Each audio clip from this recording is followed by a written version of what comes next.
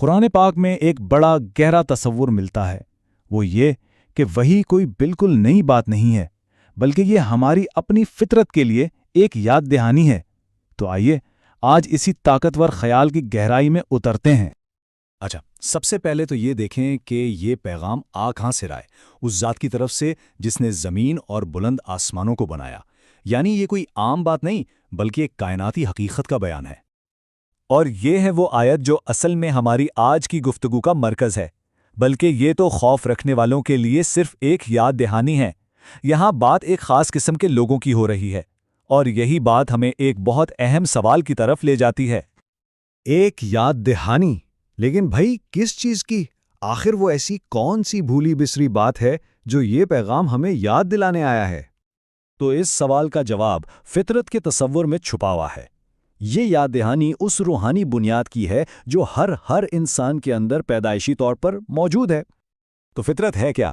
اصل میں یہ ہر انسان کی جبلت میں اس کے اندر ڈالا گیا خدا پرستی کا ایک احساس ہے، ایک عالمگیر، ایک یونیورسل شعور جو ہمیں اپنے خالق کی طرف کھینچتا ہے۔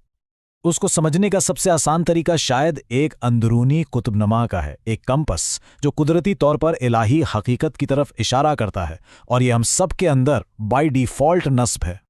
تو پھر یہاں ایک سوال پیدا ہوتا ہے کہ اگر یہ آواز اتنی ہی فطری ہے تو پھر یہ ہمیشہ اتنی صاف اور ایکٹیو کیوں نہیں رہتی؟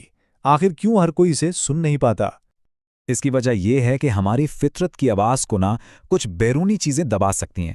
یہ ایک طرح کی اندرونی کشمکش ہے جہاں فطرت کی پکار کو دوسری طاقتور قوتیں خاموش کرانے میں لگی رہتی ہیں۔ تفسیر کے مطابق دو بڑے عوامل ہیں جو اس آواز کو بالکل خاموش کر دیتے ہیں۔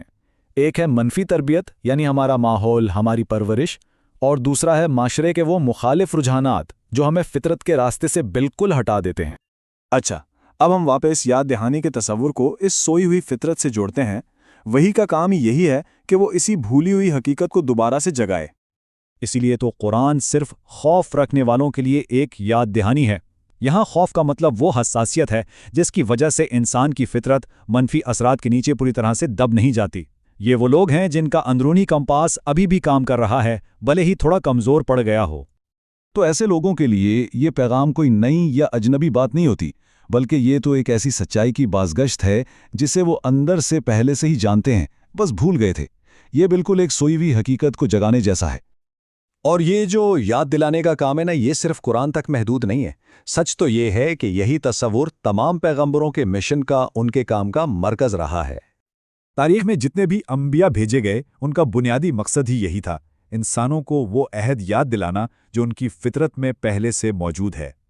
اور اس پورے تصور کی شاید سب سے بہترین وضاحت ہمیں نہج البلاغہ کے اس قول میں ملتی ہے، جہاں حضرت علی علیہ السلام فرماتے ہیں، اللہ نے ان میں اپنے رسول مبعوث کیے اور لگاتار انبیاء بھیجے تاکہ ان سے فطرت کے عہد و پیمان پورے کرائیں، اس کی بھولی ہوئی نعمتیں یاد دلائیں اور پیغام ربانی پہنچا کر حجت تمام کریں۔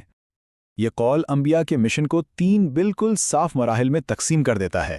پہلا، فطرت میں کیے گئے عہد کو پورا کروانا، دوسرا، بھولی ہوئی نعمتوں کو یاد دلانا، اور تیسرا، پیغام پہنچا کر اپنی دلیل کو مکمل کرنا۔ تو خلاصہ کیا نکلا؟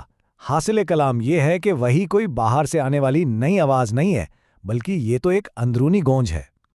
مطلب یہ کہ الہی پیغام کوئی اجنبی چیز نہیں ہے جسے باہر سے لا کر ہم پر تھوپ دیا گیا ہو۔ نہیں، بلکہ یہ اس سچائی کی یاد دہانی ہے جو ہماری فطرت کی گہرائیوں میں پہلے سے موجود ہے۔ یہ روح کے اس اصلی عہد کی ایک بازگشت ہے، ایک گونج ہے جسے ہم اس دنیا میں آ کر بھول جاتے ہیں۔ تو آخر میں یہ سوال تو بنتا ہے کہ اگر وہی ایک گونج ہے تو پھر ہمارے اندر کا وہ کون سا حصہ ہے جو اس گونج کو سننے اور اس پر لبیک کہنے کا منتظر ہے؟